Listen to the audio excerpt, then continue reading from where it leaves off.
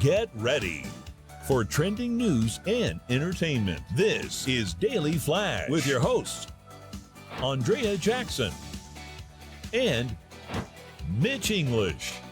The fun starts right now. This is Daily Flash. Hi everyone, I'm Andrea Jackson. I'm Mitch English, and this is Daily Flash. Yes, it is indeed. Thank you so much. Working the floor here. Over to our left is James Alexander. I'm trying to do it. I'm thinking of What are you The doing? Godfather for some reason. I don't know. It's just one of those things. I love the movie. All right. Word of the day, limb. Right? Lim Limn. N. All right. It's a formal verb most often used, especially in literary context, to mean to describe or portray. The documentary limbs the community's decades-long transformation. Lim, All right. L-I-M-N. Yes, Lim. Limn. All right, I can Interesting. use that. And then what about you, Matt Doolittle? What do you have for us to my right? I encourage everybody to go to our website, dailyflashshow.com. There you can see our behind-the-scenes stuff, and you'll hopefully be seeing our new backroom studio eventually. when we get that piece Getting back there together. together. Go on there. Make sure you send us a comment, flash@dailyflashshow.com. Follow, like, subscribe, share, do all that fun social stuff. Now, did you guys say that you're going to show like us footage of the Well, time OSHA lapse? won't allow us to show everything. we gotta be careful. And we're not doing, I don't know if we'll do time lapse or not. All because right. a lot of butt picking will happen. If, We may see something on social Yeah. media. Yeah, on our socials we'll do it, for sure. All right, I know you're an avid reader and you like to read books from CEOs and Yes, people who have been extremely successful. 100%. I love that. Ted Turner's biography, I absolutely love. Letterman's. And then anything that just tells me what real people have done, yes. Yes. So a brand expert recently made the news. She helps a lot of these big time CEOs manage their companies. And she says, I have noticed with all the really successful people that I've worked with and the wealthy ones that they follow 6 specific Oh, goodness. habits. Okay, Okay. I would love to hear the this. first one is she says they are lifelong learners. And sometimes they will can even buy that. reread certain books because they find inspiration in those pages and they might have a fresh pair of eyes that could reread a paragraph and get something different certainly from it. could, yes. Right? Interesting. She also says they spend their time wisely. Okay. And when she talks about this, she says oftentimes they will delegate certain tasks, not because they're beneath them, but because they'd rather spend their time doing other things. So if it's cooking or cleaning or gardening or whatever it is, they will delegate and hire those people to do those things for them. Obviously they can afford it, but it is smart. Leaders delegate. That's what makes them leaders. It'll give the other person an opportunity to do something that they may already know, but it would give them that chance. Or maybe they don't know. And you're giving someone else a job as Yeah. well. So there's that. They say they also pay close attention to trends. You got to do that, sure. So that they try and stay at least a step ahead, if not just right there with them in step. They practice discipline. Oftentimes they wake up at the same time every day. They eat the same meal. They exercise. It's like it's a certain discipline to their day. I was thinking of the TV show Billions.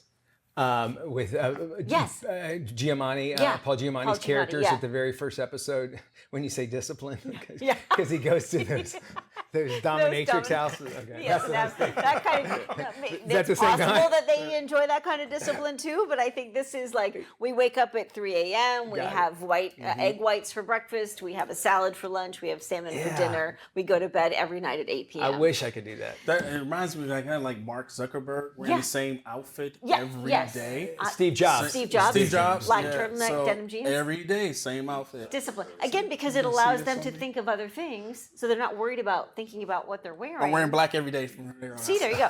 They take their health seriously. You have to, because if Yeah. you realize that your body is what's going to help you do all of these things, so wealth. take that. Health is wealth. And the for last sure. thing on the list, they spend wisely. They often invest money in assets as opposed to things. So Yes. they track their net worth, not the value of an outfit or a handbag. Wow. So Jackson, what you're saying is I need to go back and read a lot of books, because You and me both. I think Yeah. a to lot rearrange of what my- you said, I half a billion wish I I've could got do. to. I need to Me rearrange my too. entire life. But that's what sets them apart, right? Is that anybody that has a discipline that continues to do the same thing over and over, they're going to be really good at it, and people are going to look towards them.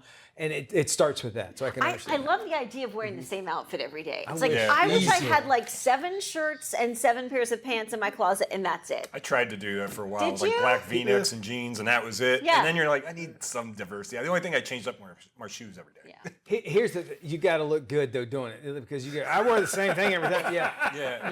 Your Motorhead T-shirt and sweatpants true. are not helping you. The same thing for me might not be the same thing for other people. Just You're look, right. look professional all the time, which I can understand that. Well, That's good true. stuff. Yeah, I mean, I thought it was interesting. Even if you strive to become a little bit of that, I can imagine you could see some success out of that, especially the and just a discipline. little bit of inspiration. Maybe you can be a little bit more disciplined. Yeah. In one aspect of your Yeah. life. So think about that. Somebody who's very, very disciplined is our Army Rangers, right? Yes. Except when they do wild stuff like this story. Nearly 24 Army Rangers suspended after a wild video surfaces online. Now, the video appears to show the soldiers firing blanks into the air near the beach during a local pirate festival that happens in Destin, Florida. All right.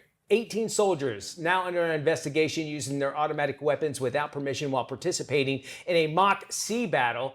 This obviously is a big, where they're at right now, you would not believe how many boats come through this area and just park because it's really cool. Already at least 2 groups of uniformed soldiers in small boats surrounded by swimmers and boaters near Crab Island, that's the area I was talking about, where dummy rounds were approved for the floating firefight. Firefighters, city officials said that the soldiers did not have permission to fire off additional shots as they approached civilians on the beach. Kind of makes you wonder, in this day and age, when you hear guns being shot, it's a scary thought. Yeah. Even though they're dressed up, you're like, what's happening right now? Are they reacting to something else? I honestly, they could have handled this internally. They didn't have to put it out there. I think they should give them a slap on the wrist. Hey, don't do that again. That's it. Not suspended. But I get what Mitch is saying when we've got all this gun violence going on right now, especially in a crowded area like that, and you're like, why would the military be here doing this? And they may, somebody may take a shot at They're them. approved to be there. That they're But military guys. So you're saying that in a normal state of mind, right? Yeah. Okay, this is Crab Island. Okay, where you are so freaking drunk. They have bars, literally bars, In the floating. water, And right? Yes, they're Yeah. boats that are bars, and you can walk up to and get cold beer and whatever, and everybody's already brought them. So the mindset's not going to be there. But I get what you're saying, but even still, gunfire would freak me out. And it's Florida, And it's- where several people carry, Yeah. concealed carry. So Yes. there's that. But it seems like it's a little bit strange that they were approved at some certain point to fire the weapons. But then they got too close and they fired them at the wrong time. It could have been a 21 gun salute thing that they might have been doing. I don't know the whole Right, story there's behind that. maybe some miscommunication Not a good idea, there. though. Yeah, but probably not the best idea. A glam mom has found $30,000 worth of items while digging through trash for treasure.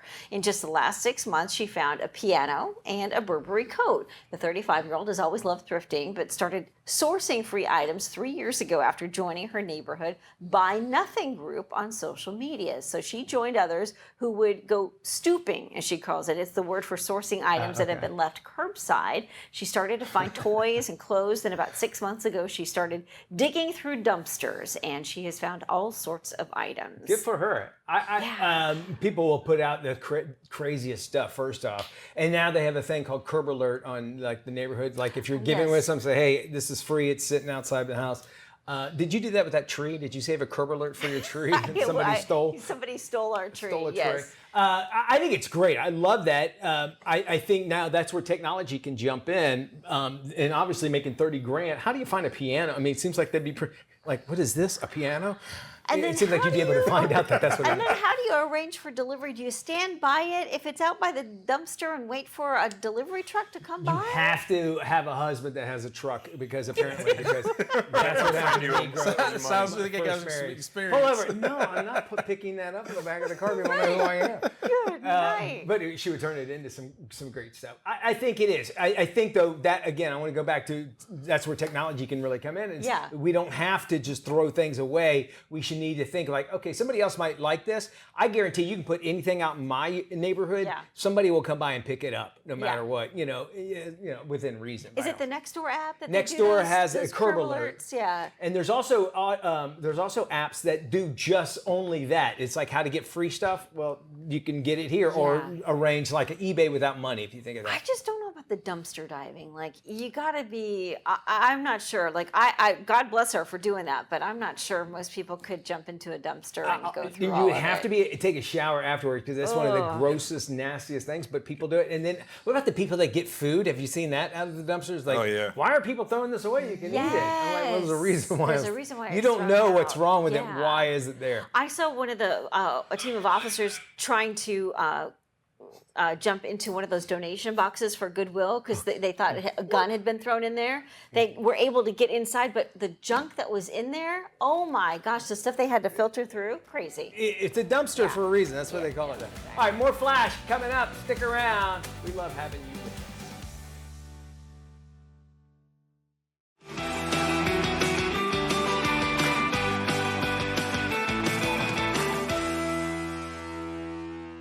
But then you only had shots when you were out at the bar. Emerging singer-songwriter Kat Ridgway has earned countless accolades as a fiercely independent artist. Congrats on your new album, Sprinter. I love it. Thank you. It was a pretty big shift from the last record, and it feels a lot more aligned with the kind of music that made me want to make music in the first place. I agree. I love the new indie rock style of the album. It's a big departure from your previous Americana. This was the first time I was like, okay, but what's the record I want to make? And what makes me excited as an artist? And that's what I just dove into headfirst on this particular record. You're out touring this spring in select cities across the country. I am so excited. There's a lot more soundscaping going on. I've incorporated more looping with the band, and it is very, very cool. Check out catridgway.com. Get the new album Sprinter. Check out Kat Ridgway and the Taurus on their spring tour in a city near you. I really, really appreciate it. Catch The Scene with Doreen every Wednesday at 38 past the hour, only on Daily Flash. Welcome back to Daily Flash. I'm Mitch English. You know, more Americans are demanding the products they buy just do more than one thing. Here's an example. Some people want their air fryers to, cook like 5-course meals and then give them a rub right after dinner, right? You know what I'm talking about? Kidding on that. But here to talk more about it is Christine G. She is an investing reporter for Business Insider. Christine, this is interesting, I guess, because of the fact that we are technology comfortable, I guess we could say. And so we expect more out of the things that we buy. So let's talk about this trend about multifunctional products. You know, what's the most surprising, say, Swiss Army gadget that you've come across so far? Thanks so much for having me Certainly. on the show, Mitch. So one of the most surprising things I've come across lately is I'm seeing a lot of stuff in the realm of pet accessories. There's like cat litter boxes or like places that like double as furniture. So at first glance, it looks like a really sleek like side table or furniture cabinet, but it's actually also a cat litter box, which I guess is great if you're in a small apartment and you're very space constrained and you want your cat litter box to do double duty. I think so. And, a lot of times I think now that whole form over function kind of are melting together so far. And I can imagine that pet products are high on that list because of the fact that, first off, a lot of people, if you have a pet, you probably have disposable income to be able to buy things for them. And we want to. They're like a new child and that sort of thing. So no surprise for me at least, that pet products are way up there. There's something that you reported on. It's called the lipstick effect. And it's actually kind of now making a comeback. Explain what that is and why it's coming back. Yeah, so the lipstick effect refers to a phenomenon where consumers might pull back on really big ticket events like a fancy international vacation, but they still want to treat themselves a bit, especially in times of an economic downturn. Budgeting is hard, it can be really discouraging, and retail therapy is a thing. It is. So what you do when you don't have like a lot of disposable income, but you still want to splurge a little bit means that you buy something like a small luxury item, such as lipstick. So the term was coined by the chairman of Estee Lauder, Leonard Lauder, in 2001, right after the dot-com crash and 9/11, when he noticed that a lot of people were buying lipsticks. There's an uptick in those sales. So I think it's definitely not a surprise that it's making a comeback with high inflation, concerns about a recession. And I found that now people are being really particular about the luxury items they splurge on, even if it's a small splurge. Well, you talk about that because we want multifunctional things. And in today's economy, buying a 3-in-1 lipstick is that considered budget friendly or just maybe even clever marketing? I think it can be a little bit both. So maybe some people are feeling the appeal of the minimalist product and, they do purchase less because they did buy a product that can do multiple things at once. But at the same time, if it's like a cool, shiny new gadget that you want to add to your collection, that's not exactly, a saving or the best way to like spend discretionary income if you're trying to save. So in a downturn, like companies that make their money selling these sorts of items don't want to lose out either. So they still have to, bring in income. So it could be a great marketing tactic as well. Yeah, they have to be one better than their competitor. I can buy into that. But there are products out there that do too much and then end up not doing well at all. What about those? Yeah, I feel like that's like definitely a pitfall companies can fall into. One product that I came across while reporting for this story was like 3-in-1 shampoo bars. I think I have pretty mixed feelings on those. Essentially, it looks like a bar soap. It's like shampoo in a really concentrated form. So the argument is that you can use it as, shampoo, conditioner, face wash. I think earlier, like a few years ago, people were really like there was a big joke about how men only use like 3-in-1 shampoo Right. conditioner, and maybe rightfully so, because I feel like some of those products are not like kind of at odds with each other. Like I want a really a cleansing shampoo, but maybe I want a more moisturizing conditioner.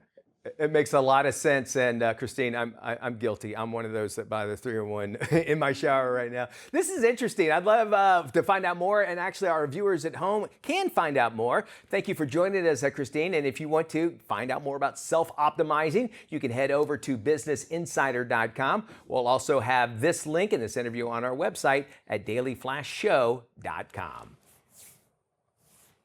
All right, Mitch, Japan now has an official Hello Kitty airport. The cartoon kitty-themed airport is actually a rebranding of an existing airport. It's been dubbed the Hello Kitty Airport in connection with a 2025 expo, which ends in October.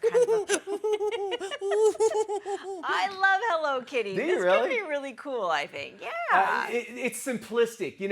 The people that made the Hello Kitty, I can draw a Hello Kitty. That's what I'm excited. Maybe that's why. Sanrio. I don't know. It's just something about childhood. Like I remember going to some of like the Hallmark store and they would have a whole Hello Kitty section. And it was just so cool. Impractical. There was nothing you could really use, but it looked great on your desk. I can agree with that. Yeah. Speaking of kitties and dogs and cats, we got great stuff coming up and Furry Friends with that new list. Stick around.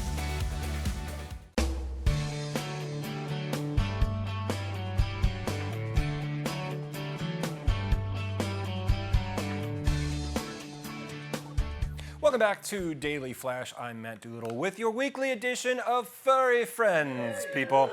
Well, here in Orlando, where we broadcast from, we have a mare with 4 paws and fur. Lulu is celebrating his 8th birthday in a big way in downtown Orlando.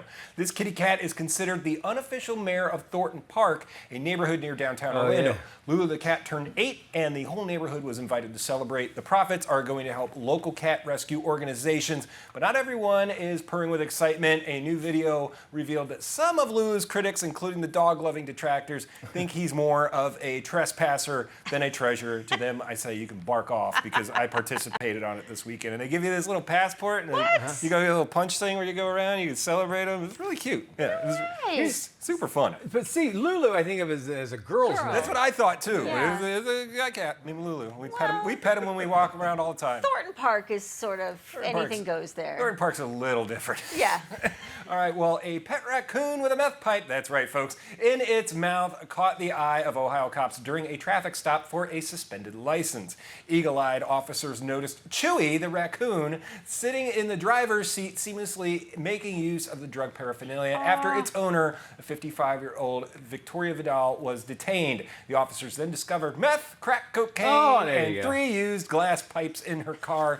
Body cam footage showed the raccoon rooting around the car and putting the pipe to its snout. Oddly enough, you are allowed to own a raccoon in Ohio with proper permits, but not meth.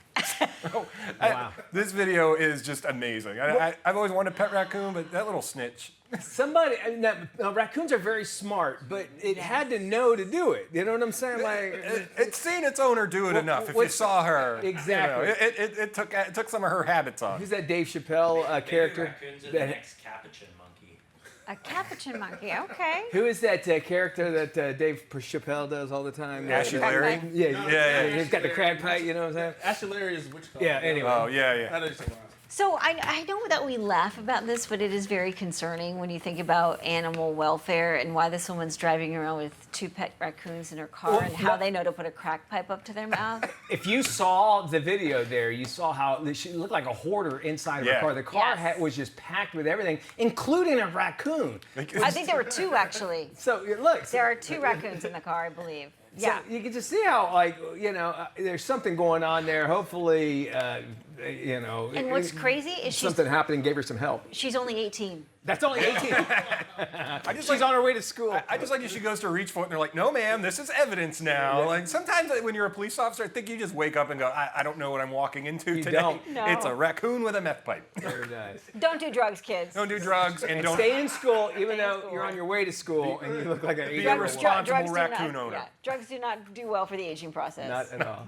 Let's jump into some trending stories here. Former Today co-host Hoda Kotb is on the short list of candidates to replace a possibly replace talk show host Kelly Clarkson if she decides to step away. Kotb, who actually stunned fans when she quit the Today Show back in January, is at the top of the list if Clarkson exits her daytime chat fest. Clarkson's contract up with NBC next year, and she's actually talked about her desire to move back home to the West Coast. Hoda was on the Maine coast for the Today Show for more than 7 years. She left to, quote, spend more time with her family. If you remember, she adopted a baby as well. And 2, I think. 2, yeah. so she became a mom and that sort of thing.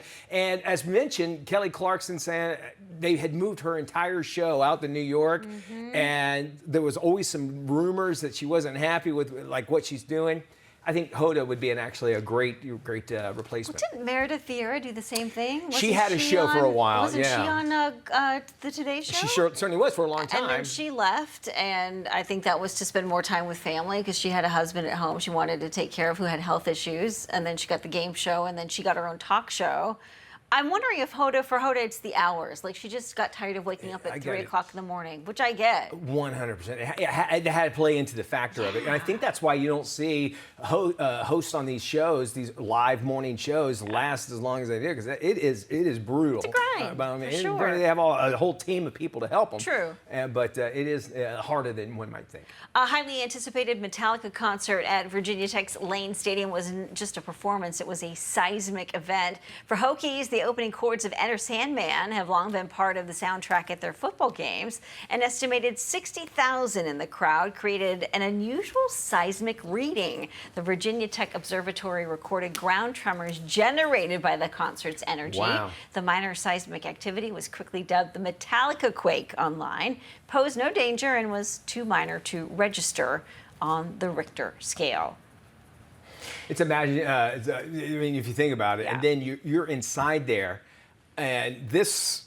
And my wife says it all the time. She goes, "I can't hear because I went to too many concerts Yeah. growing up." And it's awesome, like a badge of, but it's annoying to me. But anyway, when you're in there, your ears ring. If you go to a concert, days after, it seems like. Well, they've got the Bounce House here in Orlando, UCF, and Wisconsin, the Badgers. They do that whole jump around thing yeah, at a okay. certain point, and the whole stadium is jumping up and down. And I'm thinking, That's what's safe. happening here? It's fun. I like it. We're back right after this. This is Daily Flash with your hosts, Andrea Jackson and Mitch English. Trending news and entertainment. This is Daily Flash. Hi, everyone. I'm Andrea Jackson. I'm Mitch English. Welcome to Daily Flash. So happy to have you along. If you're a history buff and you're looking for something that is true history, Napoleon Bonaparte, his personal collection expected to go under the Sotheby's Paris auction house this Really? month. So you could be able to get some Wow. good stuff. It's happening June 25th. They're going to have some hats, a campaign bed, which is basically a portable bed, and his will console, which is an amendment to his wills and that stuff, is all from a collector. And they're saying that you could spend about 30,000 pounds to 800,000 pounds that's what they're expected to see, some of these small things to go. Napoleon died back in 1821. Now, do you know the history of a certain Napoleon part that is urban legend out there. Well, it might or might not be true. So apparently, now this is not up for auction. Do you know this story? Yes. Okay. Uh-huh. A certain part of his body got cut off and put into a jar. After he died. After he died, yes. And it's been passed around from doctors to doctors. And the way that they describe it, just Google it. Poor guy. Now, they always say there's a Napoleon complex. Yes. This might go, maybe that's why they did this. I don't know. But you can get a hat and everything else if you can't get that one body part. What do you do with that? Is it just, Yeah, what's it? That's the stare at thing. it? Like, do you put it on display at like a that's dinner what- party? I don't know, but my wife asked the same question. Here's the thing. Well, put that thing away. Oh my gosh. James, Wow. Yes, James. We'll take questions from the floor now. James. James, do you want? No, I'm standing away from this one. Usually when you get Okay, married, that's where it Google it? winds up anyway, right? No, You're not going to Okay. need I this. don't want. I don't even want to see it. No, who would want? That's the point I'm making. Yeah. And they say it's all leathery and it's not. What? It's been around for 300 years. Oh my Why? gosh. Mantle in your house. I don't. Things were As a different back in con- 1800s when And he here's died. like, couldn't you bottle something and just say it's Say it, that? that's what it Like, is. why spend the money? In this day and age, you can do that and call it cologne and sell it. Like, it's got a little bit of Napoleon. For all those that have the Napoleon complex, now you can smell like him too. Anyway, not for Scent auction. of You're not going to be able to Napoleon. get it, but you can get his hat and the bed that he slept in when he traveled around. How I will about say that? the movie Napoleon that was recently Phenomenal. With Joe Kim Felix? Yes. Joe Kim did a great job. My least favorite actor of all time, but he was phenomenal. He really was. That was a great movie. Great movie and a great history lesson too. I thought. I think so. I think eventually we're probably going to see movies like that in schools. I would hope so because I think that's a great way to learn a little bit about It gets you history. into it, right? Yeah. My 13-year-old said they watched Glory in wow. at school. Yeah. I watched Champion.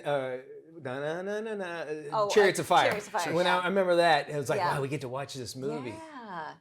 Napoleon, if they can edit it out for television, I could see that would be that movie true. specifically was great. I'm sure there's Great. an airplane version of it. I would airplane. That's a great way to Yeah. call it. Nearly 24 Army Rangers were actually called out after they were in Pensacola, off the coast, Destin, Florida.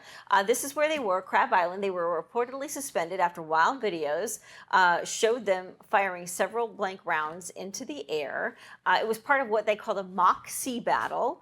But the problem was they were surrounded by other swimmers and other boaters in what was considered like a pirate festival. So apparently they shot off a few too many rounds a little bit closer to the bay and the bigger crowd. So that's what they got in trouble for. Yeah, and even dummy rounds or not, this place gets very, very crowded, Yeah. especially this time of year. Matter of fact, 1 year ago, this week I was at Crab Island. Now that I think about it, yeah.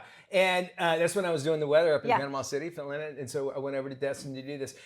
These guys are from, there's military bases there, obviously, Yes. and it's a gorgeous area. But it is so packed for people to shoot guns off. And if you think about doing it in a crowded area where people can run, you're talking about in boats. The only place you go is go underwater. Now, I don't necessarily know if that's happened, but it's still, if it put any kind of fear in anybody, Yeah. this climate, you just can't do that. The reaction that Reaction. might happen after hearing something like that might be not what people would expect. And obviously they're in the water. They've been sanctioned to do this, but I guess the problem is they were too close to shore when they maybe fired up a few extra rounds, if I understand. This water, as you can see, that's about as deep as it gets. gets, You can right? see it's only up to your waist, and it's still scary, nevertheless. So I'm sure disciplinary actions will continue on. We have more Flash as well, Yeah, right? stay with us, dailyflashshow.com if you miss anything. We're not shooting blanks.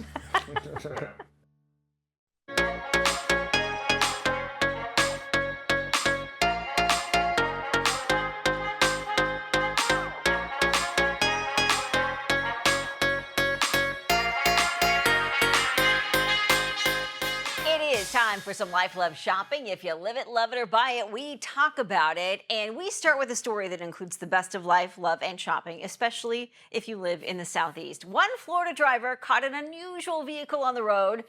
It's a giant Publix shopping cart. The Publix car cart was spotted recently in Boca Raton, Florida. The popular grocery chain often uses these giant buggies to promote a new store opening, and they just opened one in a neighborhood called The Greens in Southeast Florida, right near Boca. We love a good shopping trip to IKEA, and if you are looking for some quick organizing hacks, we've got some great ideas for you. Here are 3 quick hacks for your closet, bathroom, and kitchen. Socks are an issue. Take this plastic tube organizer for plastic bags. Remove the sticky tape, attach it to the inside door of a closet, then drop your socks in, and when you need them, you just pull from the middle. That is super easy. How about a great way to organize towels? This hanging kitchen cabinet organizer can do just that. You attach it to an available area in your bathroom, roll up your towels, and voila, you are set. How about the pesky paper towel holder sitting on your countertop? Here's what you do. Just grab this holder, thread your paper towel roll, insert it onto a shelf inside of a cabinet, stays hidden away, but is conveniently available. We love that.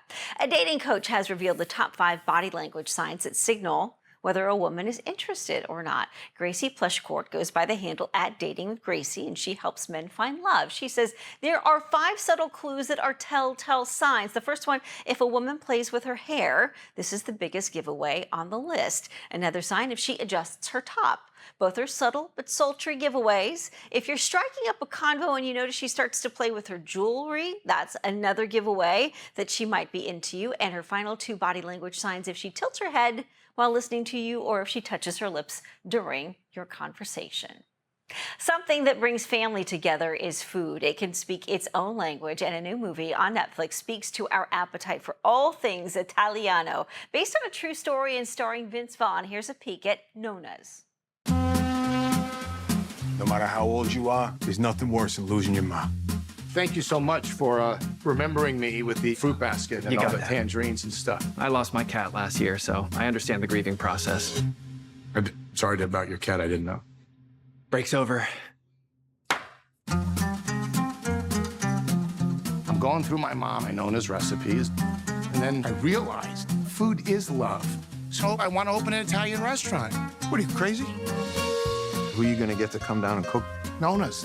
Other real-life Italian grandmothers. I am from Bologna. I spit on Bologna. Spit on Sicily, okay? I want them to make the dishes that they were passed on from their family. I want to share it with everybody. This is my main dish, capusella. Dear God save us. Oh, that's what smells. I thought maybe it was me. Oh, no. It has to work because it's not just a restaurant. It's more about family, especially for people who may not have family anymore. Maybe the one good idea we can take from this is not to fight in the kitchen. Oh, she started it. You ladies are killing me. Such a good movie, available to screen right now on Netflix. Well, scientists claim they have engineered the first ever T-Rex leather. Just 66 million years ago, the T-Rex roamed the earth and terrified every living creature around it. New researchers say they have bioengineered a luxury handbag using lab-grown leather from fossilized T-Rex remains. Considered the first of its kind using T-Rex DNA. Scientists say this new approach could provide an alternative to traditional leather materials. That is your Life Love Shopping. If you live it, love it, or buy it, we talk about it. And for more information, all you need to do is head to our website, llsshow.com. Once you're there, you can check out previous episodes and get more details on our Life Love Shopping topics. Don't forget to follow us at LLS Show. There are just a few weeks to go until the FIFA Club World Cup kicks off in the U.S., and American Weston McKennie, who plays for the Italian team Juventus, says he cannot wait to play in front of a crowd in his home country. From June 14th to July 13th, 32 of the world's best club teams will compete across 12 U.S. venues in the FIFA Club World Cup. The tournament will feature the world's top players and coaches, including Juventus midfielder, the USA's very own Weston McKennie. It's an amazing opportunity, obviously, especially being in America. I think that's what's most exciting about it. Any professional athlete and anyone that's competitive has a goal to go there and win. The people that don't understand soccer or football, I think they'll be able to get like what the atmosphere and vibe and everything is. Whenever you have all the whole world coming into that area and then seeing how they treat it and how they like are passionate about it, I think will draw a little bit more attention to other people wanting to watch it. Grab the chance to be part of history by watching the first ever 32-team FIFA Club World Cup live. This is how you can buy your tickets to watch the best club teams go head-to-head. Don't miss out. Buy them now. Our next guest applied to 1,800 jobs and was ignored. So what did he do? He built an AI company that makes recruiters obsolete. Joining us now is Kagihiro Mitsuyama, founder of Locked In A1. Kagihiro, welcome to Daily Flash. Thank you for having me here. So you're an NYU grad. You applied for 1,800 jobs with no luck. What was the breaking point for you? That is a great question. After 6 months of applying 1,800 jobs, I was at the lowest point of my life. I was broke. I couldn't pay my student debt. I couldn't pay my rent. So I decided instead of spending another 6 months applying for jobs, I would just create an app that can help everybody to pass job interviews with the power of AI. You say knowledge-based interviews are dead. What do you mean by that? Well, it is true because the AI nowadays can learn way faster than the human does. So as a recruiter, if you're still asking the candidates the memory-based questions, you are not testing their knowledge of how they can quickly adapt to the new information, which is AI that is filled in this world right now. What would you say is the biggest misconception people have about AI in hiring practices? Well, recruiters tend to think that if the candidate using AI in the job search, especially like resume or job interviews, they're not showing their authentic self. They are not being proactive, which is not true, because if the candidate can actively find those AI tools and utilize it and eventually got an offer, that shows that they're proactive thinkers. And also, this is the candidates that can bring 10 times productivities into your job. And what advice do you have for people experiencing multiple job rejections? Well, first of all, don't give up. And second of all, you should utilize social media as a new way of showing yourself to the recruiters, because a lot of recruiters, they are posting their job information on LinkedIn posts, sometimes even TikTok or Instagrams. So if you directly DM them and show them your resume, you are bypassing the ATS systems and being seen by real humans. Because let's be honest, 80% of the resume get filtered by the ATS systems. And another hack, especially for the young grads, I will give is make yourself look like a senior level employees. Exaggerate your experience, because that's what I did. I look up the people on LinkedIn, and in the same relevant field, I use the same keywords and the same numbers that they're using on their resume and profiles, apply that to my own, because in this way, the recruiters will know that, yes, you understand the industry knowledge. And that's how you stand out from the rest of the people. I guess the question for so many people and their frustration, you probably experienced it too with applying to 1,800 jobs, is you're sending these resumes out, and in a sense you kind of have to game the system with these keywords and trying to use phrases that other people use on their resumes. And you did this, and still 1,800 job rejections later, you ended up starting your own company. How does the resume process work online? Where do they go? How do they get lost? Who actually sees them? And how do you finally make it to the top of the pile? Well, that's a very interesting question, because the first 500 applicants I sent it out, I have 0 replies. So since then, I start to apply for the companies that also own their company page, especially their own career platform. Because if the recruiters are posting, there's so many job boards are out there, LinkedIn, Indeed, you name it. But the company recruiters will prioritize their own company portals instead of those platforms, because that's the most direct places for them to see the resumes. So a lot of times those platforms will have outdated information, and if you apply on that and tailor your resume to those outdated informations, you're going to get filtered by the ATS systems.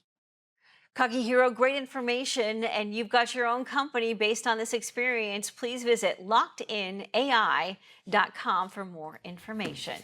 Mitch, we'll send it over to you. That is interesting there, you know, where AI can actually do some good stuff there. Vanna White says she has an unbreakable bond with Pat Sajak. Turn them letters. 68-year-old Wheel of Fortune letter turner confirmed she is still on good terms with the 78-year-old Sajak nearly 1 year after he left the game show. And why not? Sajak hosted Wheel of Fortune from 1981 till his final episode, June 2024. White, who actually has been on the show since 1982, said that her relationship with Sajak hasn't changed, even though they're no longer co-workers. White recalled that she was initially a little uneasy about Sajak's exit from the show after 41 years because she couldn't think of anyone who actually could possibly replace him. But as we've learned, we didn't think that as well. There is somebody that could take your place. So keep that in mind. And she's got to love her job. I think she does. What a great gig, right? I like her. She's really a nice person. She seems like it, and she seems very grateful, and she gets what she does. She's very, she gets the privilege of that kind of a job where she's working 3 months out of the year. She knows it. Travels everywhere, makes loads of money, and she's living the good life. And when you think of letter turners, there's only one person you can think of. Only one. Hey, Mitchie. Hey, Jackson. Yeah, I want to talk about that big story coming out of Hollywood. Hold on. Wait. I want to get Matt in on this call, all right? Hold on. Hey, what's up, Mitch and Dias? Matty! Mitchie. Mateus. Mitch, my man. Matty of Berkshire. What's going on? Hey, AJ wants us to talk about a big story that's happening. This kid, the Kiki, says hi. He has his own Instagram. That's great, Matt, but I really want to talk about this big story coming out of Hollywood. Oh, dog and cat! It's You should check it out. This kid, the Kiki. I want to know what's going on. What? Oh, okay, so real quick.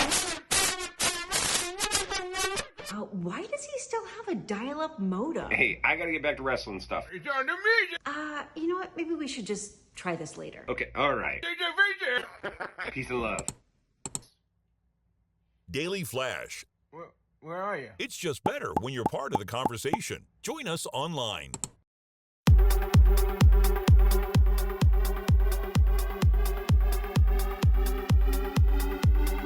Welcome back to Daily Flash. It's an intense, chilling, and emotional thriller that challenges audiences. The burning question, how far could you go? Oh, okay. This is today's must-watch movie, The Long Walk.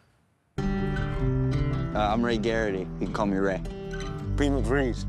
Hank Olson's the name. Walking's my game. I ain't many that are built like me. I'm the last of my kind. We did the very first long walk years ago to inspire everyday people. Smile, boys. You're on candid camera. Man, you gotta not think about the things out of your control. Think about your plan. Personally, I can't stop thinking about all that money. You'll never find another like me. I'm the last of my kind. Bert, warning. Okay, just keep walking. That's right. Just keep walking. Yeah, that's it, kid. That's it. Second warning. Third warning. It takes heavy sack to sign up for this contest. I'm not gonna go through the whole rule book, but it boils down to this. If you fall below the speed of 3 miles per hour, you get your ticket. Walk until there's only one of you left. Who's ready to win? Yeah, it took me a while to realize the truth of this. This is walk or die. You'll walk as long as you can. Warning. But sometimes the body won't listen. Warning. For some, your heart will stop. Warning. For others, your brain. Warning. And the blood will flow suddenly. Warning. Warning. There's one winner. Warning. And no finish line.